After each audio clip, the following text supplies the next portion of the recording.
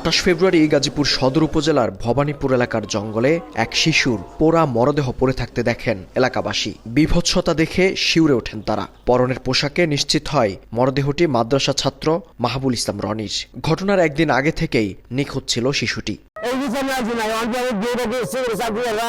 কিন্তু কি এমন কারণ যার জন্য এমন নির্মমভাবে হত্যা করা হলো রনিকে?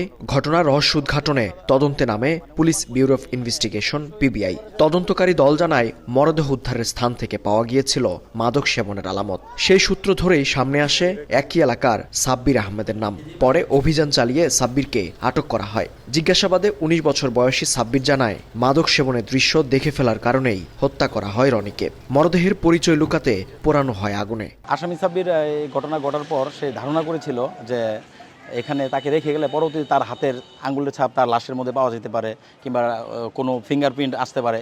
সে এই কথা চিন্তা করেই সে তার লাশটা আশেপাশে যে ওই খড়কুটো ছিল, পাতা ছিল, ওইগুলো দিয়ে সে তার কাছে একটা লাইটার ছিল, লাইটার দিয়ে সে পুড়িয়ে দেয়। হত্যার দায় স্বীকার করে এরই মধ্যে 164 ধারায় জবানবন্দি দিয়েছে সাব্বির। বিজ্ঞ আদালতে ফৌজদারি কার্যবিধি 164 ধারা মোতাবেক নিজেকে জড়িয়ে দোষ স্বীকার করে সে জবানবন্দি দিয়েছে। মাহবুল ইসলাম রনি খুরশিদিয়া মার্কাজুল উলুম কওমি মাদ্রাসার নাজেরা বিভাগের শিক্ষার্থী ছিল। এই হত্যাকাণ্ডে অন্য কারো সংশ্লিষ্টতা আছে কিনা সেটিও খতিয়ে দেখছে পুলিশ। আমরা লিডটা শুরু করি। মেহেদী হাসান, সময় সংবাদ, গাজীপুর। নেশা করে তো সেই